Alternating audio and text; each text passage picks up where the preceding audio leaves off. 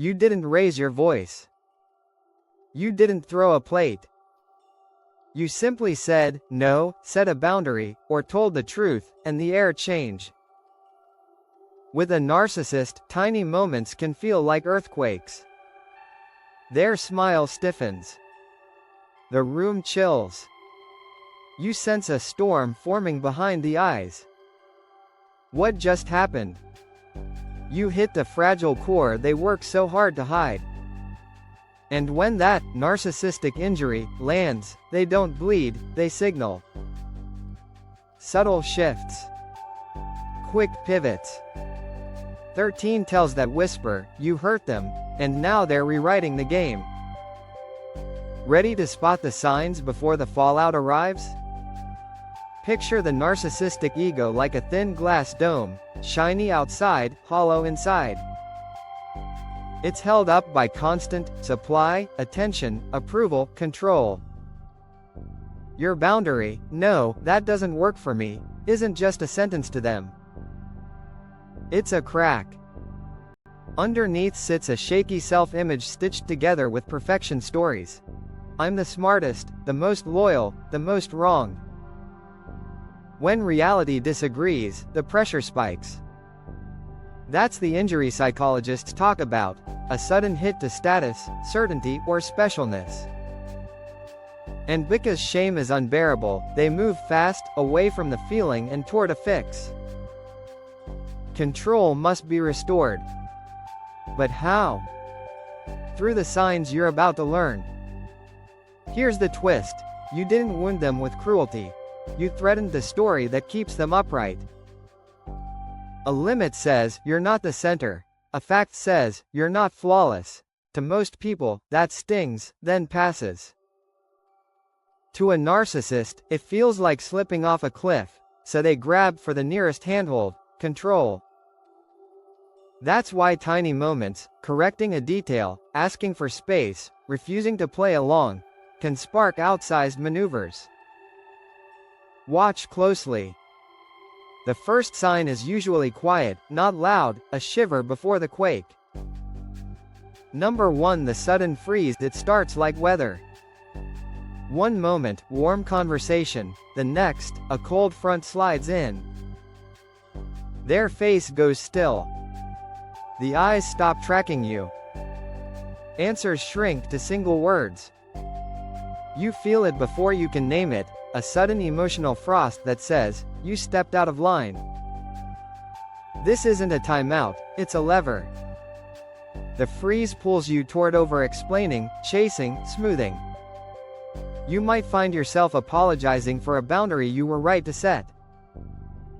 Watch for the tells, the clipped, I'm fine, the long stare past your shoulder, the abrupt topic change, the weirdly polite tone that lands like ice. The chill is the message, restore my special status. And if that doesn't work? They escalate to silence, silence with a job to do. Number 2, tactical silence. Then comes the quiet that isn't rest, it's pressure. Replies slow from minutes to hours to, forgot. Your message sits on read while their story updates roll on. They're busy, but somehow very online. Ambiguity is the tool. You start scanning for clues, rereading threads, explaining yourself to avoid. The aim isn't resolution, it's training. When you chase, they thaw. When you hold the line, the silence stretches, until a breadcrumb appears. Hey you, a meme, a casual ping, no accountability, just a reset. If that doesn't work, the playbook flips to something slipperier, revising the past. Number 3, rewriting the scene. They don't just argue, they edit. After an injury, many narcissists try to retell the moment until reality bows. That never happened, you're remembering it wrong, you're too sensitive. The scene is trimmed, relit, and scored so their role looks noble and yours looks unstable. Notice the tactics: selective quoting, swapping cause and effect, or adding a detail that absolves them. You start doubting your senses. Was I too sharp? Did I overreact? Ground yourself. Facts have timestamps. If you calmly restate specifics and they keep fogging the glass, you're not in a discussion, you're in a rewrite room. Number 4. Micro-sabotage. When rewriting fails, the payback turns tiny. That's micro-sabotage, death by 1,000 almost accidents.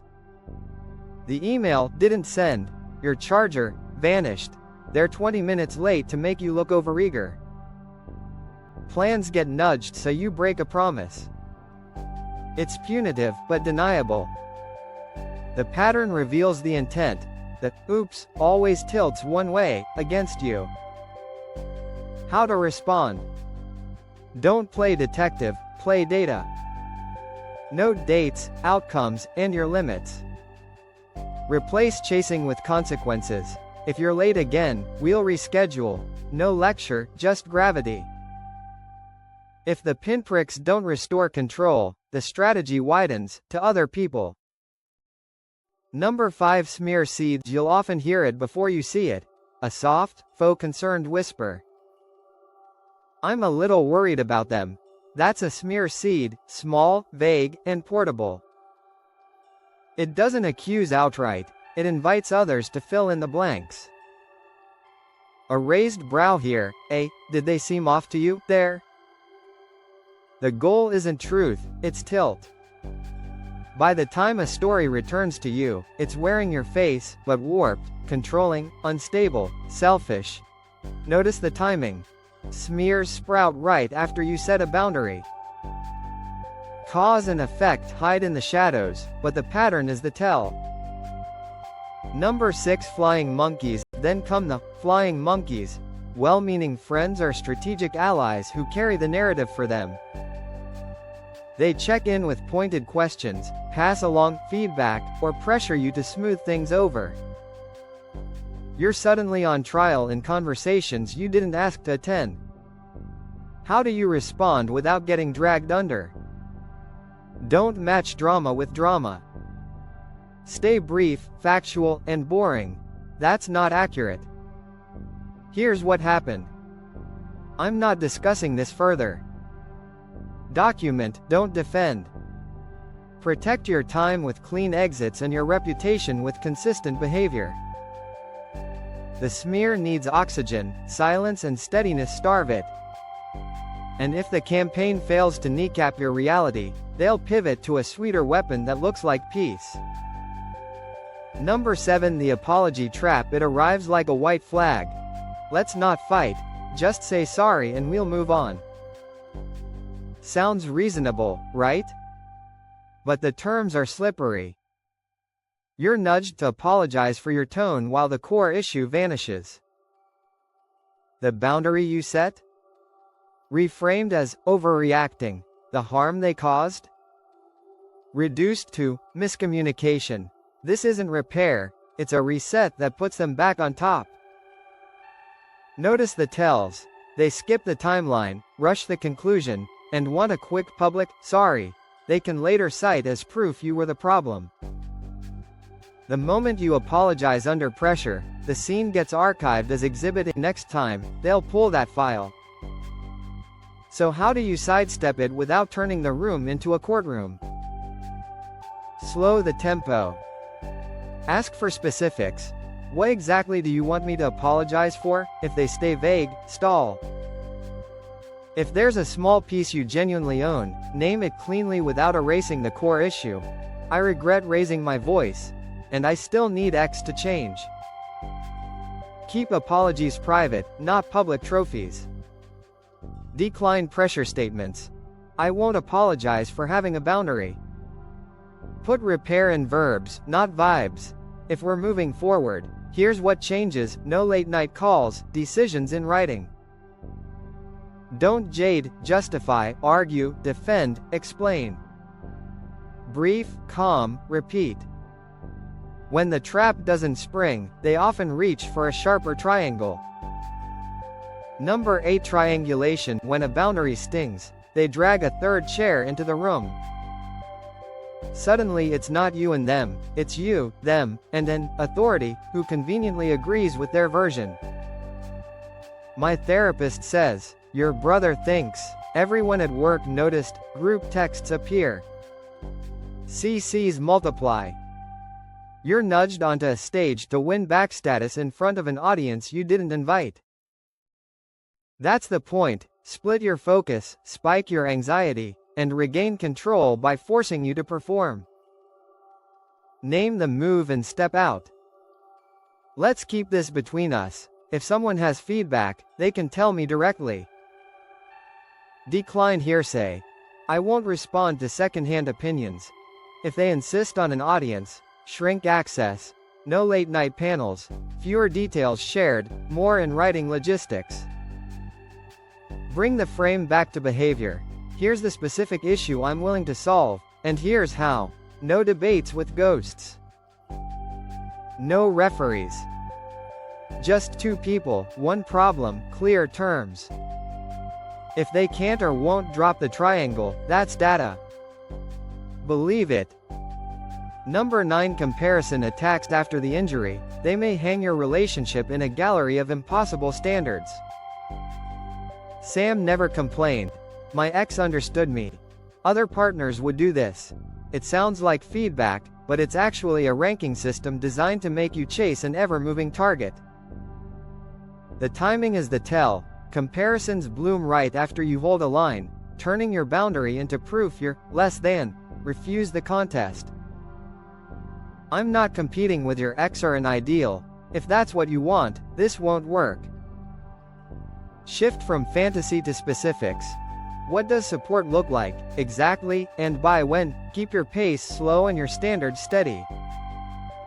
If they keep dangling other people as leverage, lower the temperature of the interaction. Shorter conversations, fewer openings for jabs, more practical plans in writing. You're available for mutual adjustments, not auditions. When you stop auditioning, one of two things happens. The comparisons fade because they don't pay anymore, or the pattern reveals itself as permanent. Either way, you win clarity, and clarity is freedom. Number 10. The victim costume. When you hurt a narcissist, they don't always roar. Sometimes they wilt, strategically. The voice softens, the shoulders slump, and a new story takes the stage. Look what you did to me. Suddenly, they're shaking as they describe your attack, or posting a vague status about being mistreated. Tears appear, but notice the choreography. The details blur, the timeline bends, and somehow their choices fade into fog while your boundary becomes the villain. It's empathy jacking, borrowing your compassion to cancel your clarity. You feel a tug to fix, soothe, over-explain. That tug is the trap. How do you keep your heart without losing your footing? Validate feelings, not fictions. I hear you're upset. Then anchor the facts. Here's what actually happened, and here's what I need going forward. Decline the moral flip. You're allowed to hold a limit and still be kind. If the performance escalates, dramatic exits, late-night monologues, public pity, reduce the audience and shorten the scene. I'm available when we can discuss solutions. Self-pity without responsibility is a loop. Don't get dizzy in it. The moment your sympathy stops being a currency, the costume loses power, and they often reach for a different lever, testing your lines for weak spots. Number 11. Boundary blitzed. After the injury, expect reconnaissance. They'll circle your limits like a fence. They sure must have a weak slat. First it's tiny. Can you just hop on a quick call? Then a bigger nudge. I'm outside. Let's talk now. If you remind them of your line, they forget. If you hold it, they escalate. You'll hear minimizers, you're being dramatic, and exceptions. Just this once. This isn't confusion, it's testing. They're mapping the gap between what you say and what you enforce. So how do you hold the line without turning cold? Keep boundaries short, calm, and repeatable. One sentence, one consequence. No late-night texts. If they continue, I won't respond until morning. Then do exactly that. No essays, no edge. Upgrade from vibes to logistics. Scheduled call windows, topics in writing, shared notes. Treat access as a setting, not a debate. If they push harder, shrink the channel. Slower replies, fewer openings, more clarity. And when the guilt hooks fly, I guess I don't matter, don't take the bait. Try, I care about you and I'm not changing this boundary. Caring isn't compliance. Consistency is the message. Number 12. The love bomb relapse. Just when the air has turned to ice, the sun breaks. Hey you smiley face. Thought about us. A favorite song lands in your inbox. Flowers. Old photos. I've changed. The charm returns at full volume, and it feels familiar, like home movies with better lighting. Is this growth, or gravity? Here's the tell, the warmth expands, but accountability shrinks. They skip the scene that hurt you and sprint to big promises, trips, plans, forever talk. Apologies sound scented, not specific. Timelines rush. Decisions, too. Love bomb relapse isn't random, it's a reset button. Intermittent reinforcement, cold, then sweet, trains you to chase the good and ignore the cost. Don't guess, test. Slow the tempo, keep your boundaries in place, and ask for verbs. What exactly will change, and how will we track it? Shift from feelings to follow through. Hold decisions until patterns prove themselves. Consistency over a few solid weeks, not a weekend montage.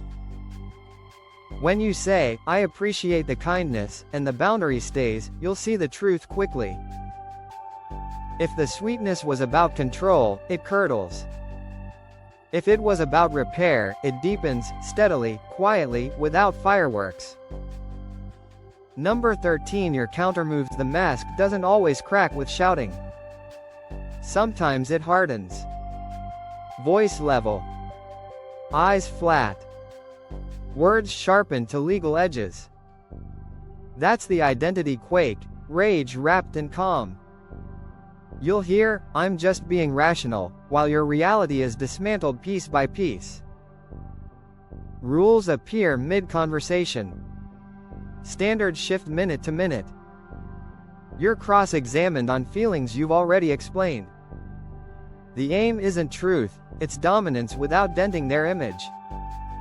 You walk away doubting your memory, your tone, your worth. That's the tell. Your countermoves? Shrink the arena. No marathon debates, no midnight tribunals. Time box hard topics. I have 10 minutes, after that, let's table it. Anchor to specifics and ask for receipts. What exactly needs to change, and by when? Decline mind reading and hypotheticals. Don't jade, justify, argue, defend, explain. Instead, set terms and repeat. I'm willing to discuss solutions.